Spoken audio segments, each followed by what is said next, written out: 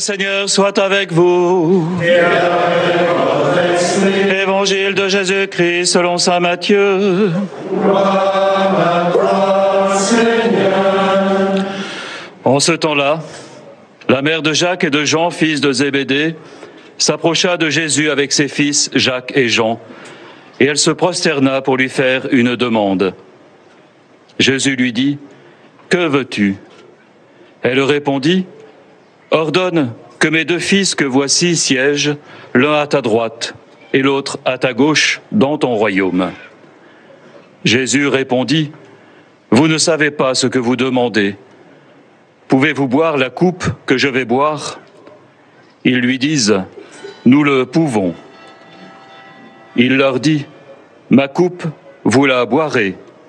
Quant à siéger à ma droite et à ma gauche, ce n'est pas à moi de l'accorder. Il y a ceux pour qui cela est préparé par mon Père. » Les 10 autres qui avaient entendu s'indignèrent contre les deux frères. Jésus les appela et dit : « Vous le savez, les chefs des nations les commandent en maître, et les grands font sentir leur pouvoir. Parmi vous, il ne devra pas en être ainsi. Celui qui veut devenir grand parmi vous sera votre serviteur, et celui qui veut être parmi vous le premier sera votre esclave. Ainsi, le Fils de l'homme n'est pas venu pour être servi, mais pour servir et donner sa vie en rançon pour la multitude. » Acclamons la parole de Dieu.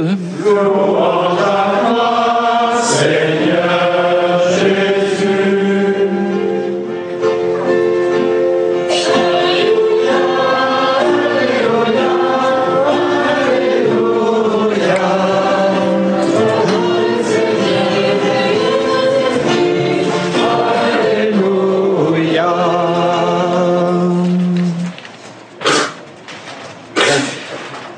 Je regarde bien la montre parce qu'hier, dans un échange avec le groupe Avenir, l'une d'entre elles me demandait pourquoi je parlais toujours longtemps.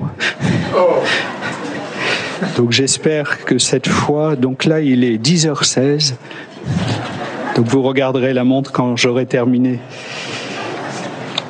Nous sommes face à un immense personnage, d'immenses personnages, alors bien sûr le Christ, mais cet apôtre que nous fêtons aujourd'hui, Saint Jacques, est le premier des apôtres à avoir été associé au Christ par le don de sa vie. Quand le Christ dit « Pouvez-vous boire à la coupe que je vais boire ?»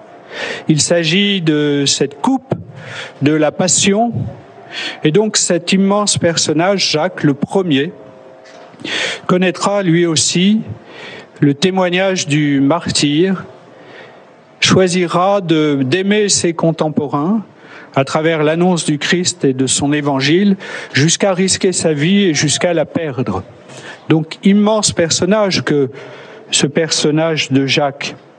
Et en même temps, dans l'évangile d'aujourd'hui, nous voyons les petits côtés des ambitions humaines qui nous traversent toujours, tous et toutes.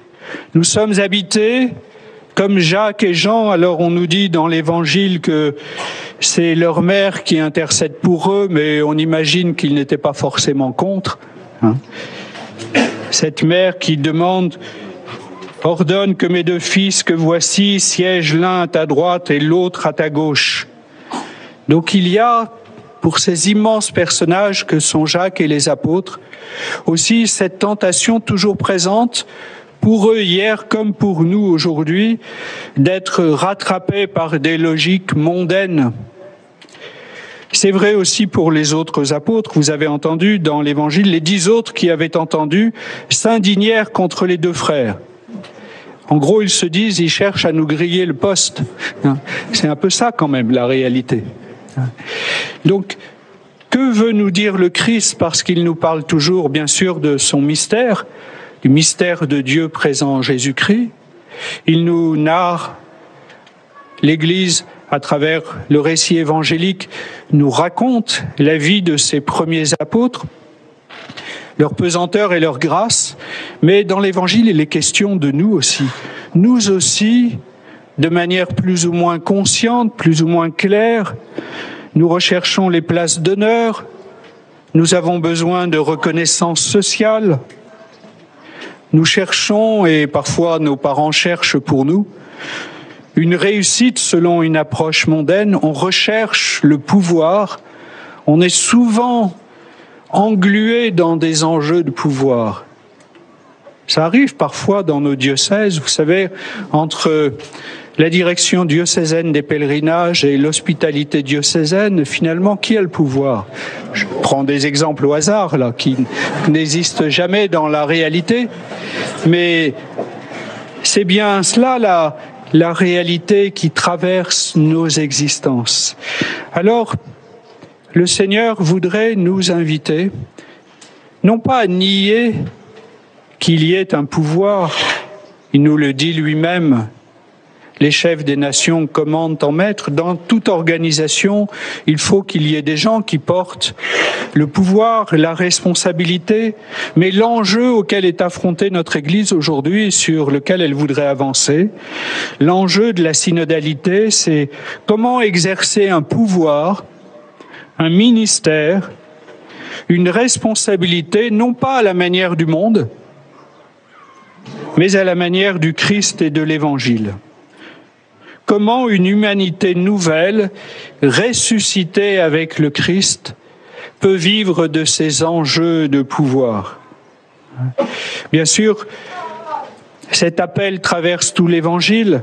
Là, aujourd'hui, nous entendons l'Évangile selon saint Matthieu, mais nous pourrions relire aussi l'Évangile de Jean, au chapitre 13e.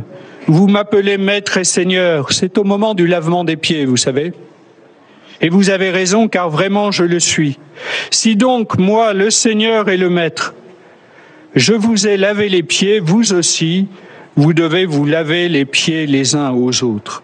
C'est un exemple que je vous ai donné, afin que vous fassiez vous aussi, comme j'ai fait pour vous.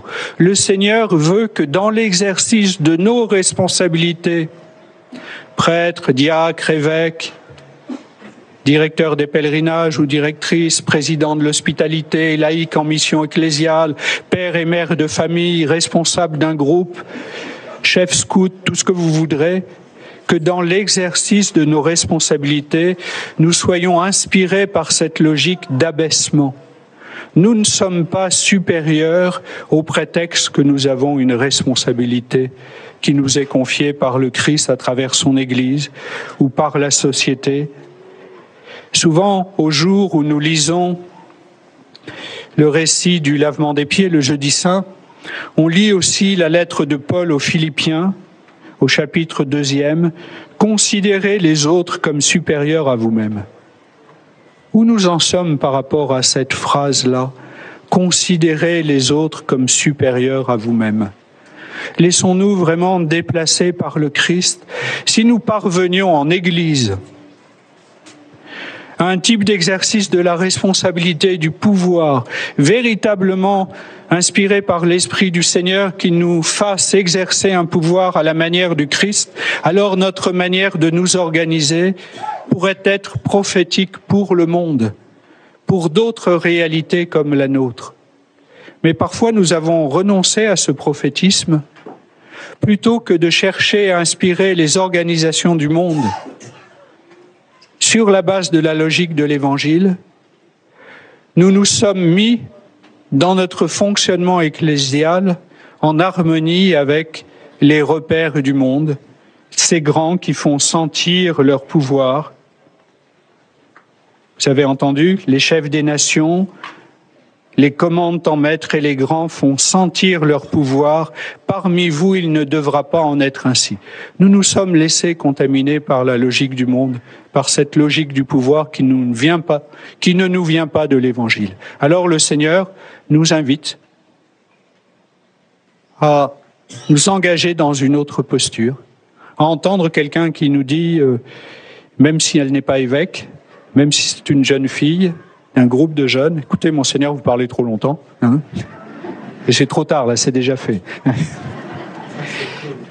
Donc, à entendre la parole de chacun, à entendre la parole d'une personne fragile, fragilisé par la santé, par le handicap, par le grand âge, mais qui a un capital de sagesse. Vous savez que le pauvre est le sacrement de la présence du Christ qui peut éclairer nos choix. Alors si toutefois nous sommes tentés, vous savez, moi comme évêque, je suis tenté aussi par des logiques de pouvoir. Si on me demande de présider ou de prêcher, je suis un peu flatté, parce que je suis un homme. Donc disons-nous mutuellement les pièges que nous risquons de rencontrer dans l'exercice de nos responsabilités pour nous aider mutuellement à grandir. Et enfin, je termine par une toute simple phrase du père de Lubac. J'aime notre Église. Elle est composée de pécheurs, la preuve, nous sommes là. J'aime notre Église dans ses misères et ses humiliations, dans les faiblesses de chacun de nous, comme dans l'immense réseau de ses saintetés cachées.